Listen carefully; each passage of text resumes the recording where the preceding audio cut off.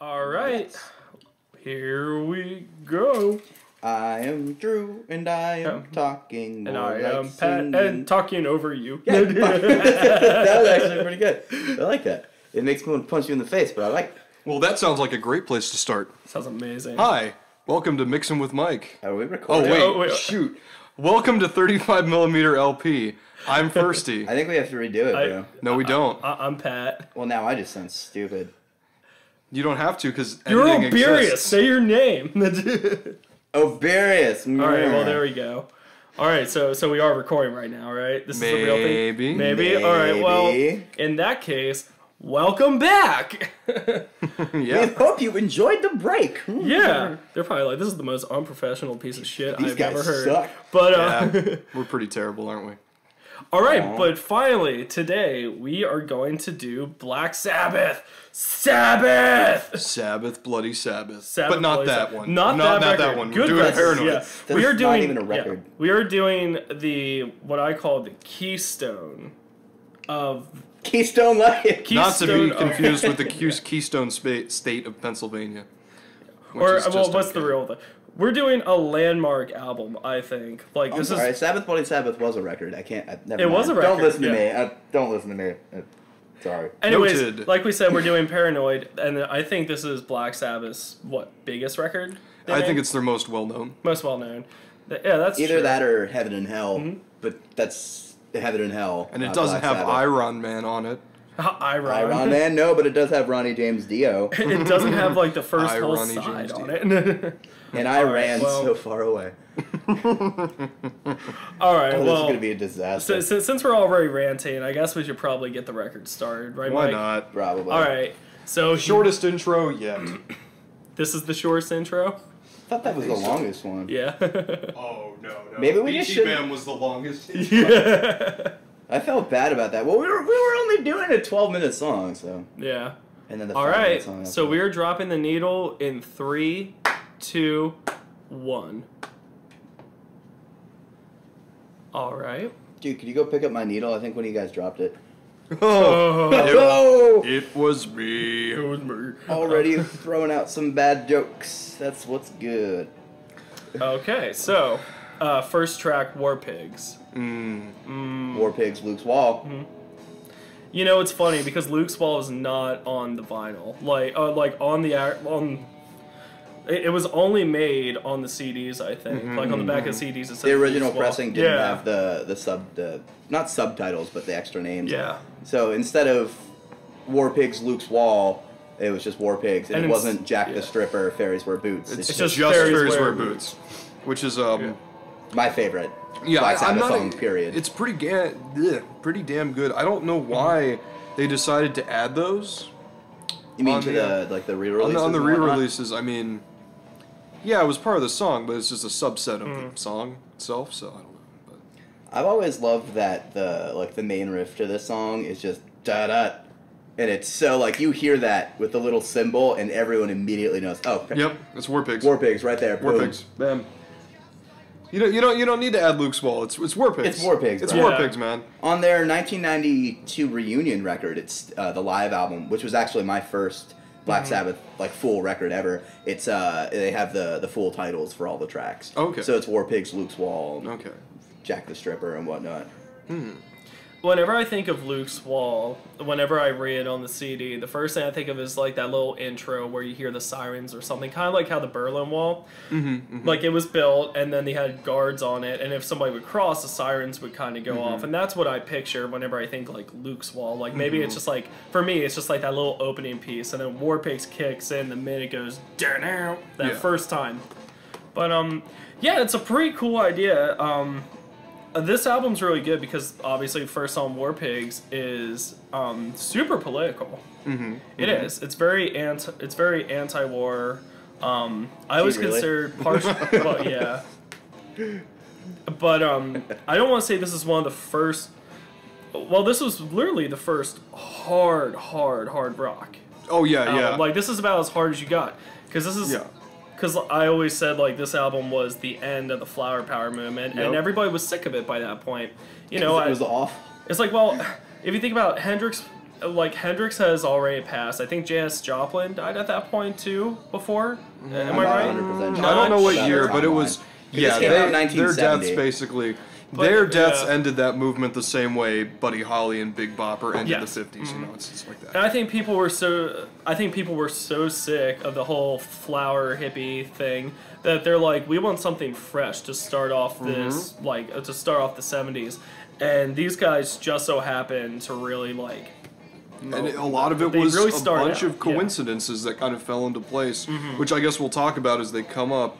The one thing I do want to say about this, and especially when it comes to like songs like this versus other songs on the record, this song has very little blues-based structure in it. Oh, yeah, like it's very minimal. But then other songs are very heavily blues-based. So this is like some people say this is the first metal record, and some people say no, man, it's still hard rock. It's like it's a mix. There's this razor's edge, man. Somewhere. Razor's edge between hard rock and metal, because hard rock has blues and pure metal doesn't keep the blues. Well, now that brings up an interesting question, at least that I'm curious to ask you guys, is Paranoid was Black Sabbath's second record. Yes. And if you're saying this was the first to sort of get away from that, how do you feel about their eponymous debut record, Black Sabbath?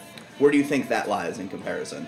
Well, I was going to say it's still very dark, because the first track, if I remember off that, is not Sabbath, Bloody Sabbath, but just Black Sabbath. Yeah. And that was the first look that we really got. I think that was whenever people heard that for the first time, at least that track, it's very, very dark, something completely out there. So I think that was a good introduction, but the record felt really short to me. It didn't feel fully complete. And maybe that's just me, but I'm not sure. This one feels like this feels like the full first like whole album they decided to do.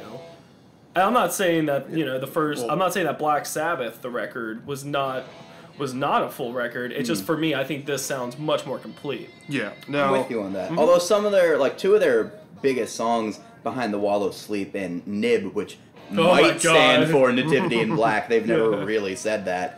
I think it does, but that's fine. Like, those were on their first record, and Paranoid only came out like 5 or 6 months later. It's their first record came out, it sold pretty well, they built up this momentum, and then they just said, screw it, let's go back and bang out something else. And they did. You know, just because I'm not that... I don't really know a lot about their first record. I'm sorry, I'm like a metal noob, especially when it comes to earlier records. I gravitate toward the ones that are... I'm just going to say it, I gravitate toward the ones that are good. The more iconic records. And to me, like, Paranoid is a really good record. But did Tony Iommi lose his fingertips before the first record or just before Paranoid? I think it was this record. I think this was the one, because I think they made Black Sabbath. And then I think people were starting to get, they were starting to gain a little bit of traction. If I remember correctly, I could be wrong, but I thought he lost his fingers before this album. Like, right before this album. That's actually a really good question. Honestly, how did the sound change? Because it did change. Because he was putting the wax on his finger stubs, and they had to detune the guitar to lower the tension, right? Yeah. Sorry, wait, not to be a cheater, but I did just look it up real quick. So we need a fact checker. I love you being our fact checker. Yeah. Always happy to help. He was 17. He lost the tips of his middle and ring finger on his right hand. I always thought it was his fretting hand, but maybe it's not. That makes sense. Those are the fingers that stick out the most. Wait, did you say his right hand? Yeah, his right hand. Well, he's a left-handed player. Oh, yeah. So yeah, I was right. The circle is now complete. Yeah. Sorry. But at first I had fingers, and now I don't have. That's not a circle. Never mind. Sorry. But yeah, I love learning left-handed history because he lost him at 17, and it was interestingly enough, and I didn't know this, but it makes complete sense looking at it right now. Django Reinhardt was his big influence to get back into Django had the nerve problem. Yeah, and only could you play with two fingers. And that's why Tony Iommi went back, and that's why they detuned his strings so he could play lower, which got the heavy metal sound that Black Sabbath was famous for. Was that before the first record? That was when he was 17. Okay, yeah, so that was way before the first record. Oh, that was way before. Another question: who is he on the cover here on the inside sleeve? I think he's the middle guy. He's that guy. That guy. He's funny because his hands are. Yeah. He's hiding his hands behind his back on there because. You can always tell. It's the mustache. Yeah, I was about to say that. The mustache is what gives him away. Because I was like, that's kind of subtly funny. If you look at that right there. And he's purposely hiding his hands a little bit. Well, anything else we want to say about War Pigs besides the fact that it's awesome and the solo is great for somebody who's had that. I think injury? It has the best. I think it has the best like lyrics in the entire album because of one singular part when Ozzy sings "Satan laughing spreads his wings." First time Satan was really mentioned like that prominent in a song, so it was just like oh, the true like that's the part that made it a little demonic. I love it. It makes that song so dark. And it's kind of funny that that's the end of the first verse, right? Yeah. I think that's. We don't have a lyric book spreads his wings. No. Oh Lord, yeah, but it goes right into there. But well, we're going into Paranoid right now. But I will say that for the Satan stuff, it's funny because faithful listeners, we are recording 2 commentaries today. We'll be releasing one in a few weeks. But we're going to be a little preview for the next one. This is a really demonic album, and the other one we're talking about is one that is accused of being demonic, but is anything but. So there you go. It's almost like the opposite of demonic. Yeah, right, record. But everyone's like, oh. Well, what it is this Black Sabbath compared to the other band, and I won't give it away. Like they're not gonna find out. Well, it's like it's like of the set. Like I said, the 2 bands that we're going to do today are Black Sabbath. I'm not giving the other one away, but there are I think the 2 biggest bands in rock during the 70s. But it's funny because they are the Jekyll and the Hyde. If you put them together, and obviously Black Sabbath would be seeing the 2 of them together would be an amazing concert. Oh, it'd be great. Black Sabbath's the one that's going to kill the prostitutes, and the other one is going to be. Jekyll, I guess. Yeah. I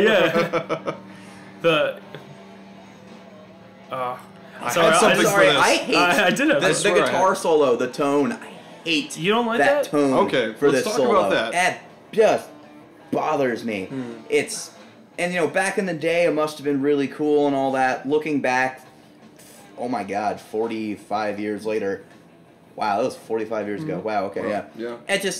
It bothers me. Like I think it takes away from the musical clarity of the solo, and it's sort of, to me, when I hear it, I'm always listening to the tone, not what he's really playing and the emotion that's supposed to be behind it. Well, and I think it takes away from what he was trying to say with his melodic lines. Well, what do you want? He has freaking wax on his fingers. Right, of course that's the tone's gonna be weird. You're right. It's would you consider his tone to be kind of soulless? No. Yeah. I like kind of dry and soulless. And when I say soulless, I don't mean there's no emotion there. I just mean that, well, there's less emotion there, I guess. I remember, that Porcupine Tree song, She's Moved On? Yes. I remember somebody describing the guitar in that as soulless as well, because it's supposed to be numbness. Right. Yeah. And, I feel that. What record is that on? That's off of Lightbulb Son. Okay. Yeah. I was going to say In Absentia, because that is one of the coldest, driest sounding records I've ever heard. Very cold. It's really funny. We didn't talk a lot about Paranoid, but another probably. I think that. Let's talk about Paranoid during Planet Caravan. Yeah, because most people don't give a shit about Planet Caravan. Let's talk about Planet Caravan real quick, and then go back to Paranoid. All right, well, Planet Caravan, That's what everyone would light up at their concerts. Was Planet Caravan. It's really weird. This is the song that I would say definitely does not fit the record, but I am so happy it is in there. And it breaks up the record. Yeah. It shows.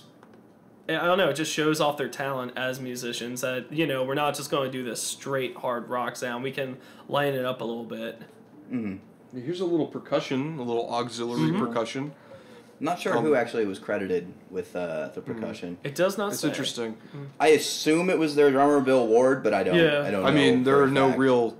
From what I remember, there are no real drums in this song. It's only the bongos.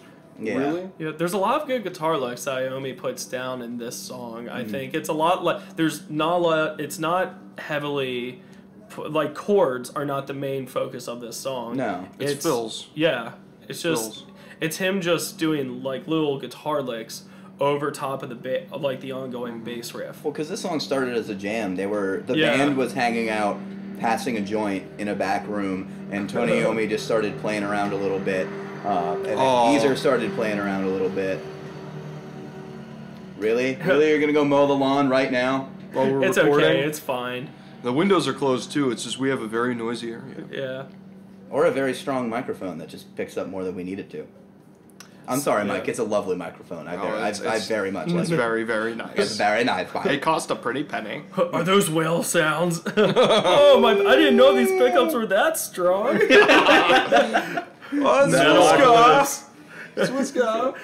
Now that we're halfway through Planet Caravan, let's go back and talk about Paranoid. Please. That was the last song they wrote for the record. Yeah. They had an entire record originally called, and I'm going to pronounce this wrong because I always pronounce it wrong, Walpurgis. And that was the original, like War Pigs itself. That was going to be the title. That was going to be the title track. Yeah, right? it was going to be the record title too. Right. And then they were like, nah. And then they went satanic. from War Pigs being the big hit of the record to not right. It's still great, but like Paranoid became. It's also like an 8.5 minute song, so it's hard to make that as a single. And they were in the studio and they were finishing up, and they were like, we need 4.5, 5 more minutes of music, and they were.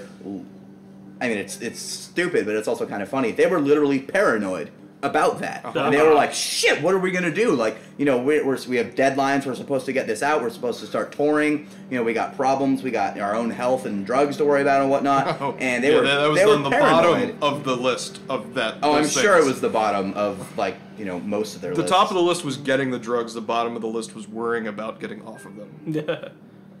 What was I talking about? So we were talking about Paranoid they were paranoid about the track itself. Yes. Existing. Mm-hmm. So I have a quick question, and this is just, I know we talked a lot about with the Beatles record. Obviously War Pigs is the first song that starts out the entire thing, the entire record. But I also thought if they didn't put War Pigs first, I really think Paranoid would have been another great opener for the album. To start the record? Just In fact, if it was me, if I had to go back and rearrange it a little bit, I would put Paranoid first and then War Pigs at the very, very end. I respectfully disagree. You think? I disrespectfully disagree. Okay, Yeah, I respectfully don't get me wrong. I love the disagree. way it is. It was just that thought I had. It was like, what if? I love it when the title track isn't the first track. Yeah. I love it when there's like an opener. Right. To me, War Pigs is almost the way it. We were talking about the iconic riff. When you hear that, you immediately think, it almost feels like this big stage is opening up. The curtains are being drawn back, and then here's the band. And then the moment the first note comes in, the whole stage lights up. That's what I think of. That's exactly what happened on the 1992 reunion record. They opened with... they always open with War Pigs live, They opened with that, with the siren wailing, and then the crowd just starts screaming and whatnot. Yeah. Maybe I have secret psychic powers. Secret psychic power. Get back to the chopper. Oh, sorry. Planet Caravan's over, guys. It's okay. Steel Woman. Put down the I love joint. this Put down song. the joint, man. We got to get back to the concert. And I'm not Man, they're playing actual music again. Yeah, and I'm not trying to say that I feel like this is like the most stereotypical thing to say, but I still think this is my favorite Black Sabbath song. Mm-hmm. I really do. This was my first Black Sabbath song I heard, but this is the first song I think I ever really honestly headbanged to. You need to listen to Snowbound and Spiral Architect, because those songs are awesome. Those are like my two favorite Sabbath tracks. I can't help it. I'm headbanging right now. It's like that slow headbang. You just want to... It's like that. And then suddenly the horns come out, and you're like, I can't stop myself. Yeah. There are no horns on this track. No, my horns. I know, I'm kidding. Oh. Because the people listening to the commentary can't see that you're throwing up horns. Somebody take a picture of me. Which was created and trademarked by Ronnie James Dio. So anytime you hold up the metal horns, rest in peace, Dio, you owe his estate money. Question. Yeah. Did people do the horns before he popularized them? I don't think so. So I wasn't born until '92, so I can't answer that. I'm just asking if we all got a time machine together, went to the original tour for Paranoid, and in the audience started doing the horns, would we look like morons? Yeah, because I think everybody else was too high to even lift their hand. Honestly, I think if you're in that audience at all, you're going to end up looking like morons. But yeah, I just remember this song. I was in 6th grade whenever I really heard the song. Like, I'm sure I heard it before, but I didn't really, you know, pick it out. Like, it didn't have anything for me. But in 6th grade, I was just starting to really, like, dive into music, and I heard this. And it changed everything that I thought about music. Like, at that time, like, before, you know, elementary school, like, I had, like, my few favorite bands and stuff. But then, you know, they was still, like, heavy into, like, Backstreet Boys and NSYNC. Not me personally, but, like, I owned the Millennium album. I'm not gonna lie. We all like that shit. We all had one. But this is the thing that really broke me away from, like, all the, I don't want to say pop shit at the time, but just, you know, the pop music, and got me started looking into, like, the older rock albums, things like that. Black Sabbath was the reason I am the way I am now with my musical choices, I would say. It was the first thing that pushed me away. Yeah, it's just, it gets under your skin, man. I think this is one of the most iconic guitar riffs of all time. Like, we even played this in marching band, like. That was super hot. Oh, hey, wow. So hot. How hot is it? It's really hot. It's really delicious, but that really hurt my fish. So my computer didn't have enough room to finish the first side, so go to side 2 now. We'll be right back after the break. Sorry about that.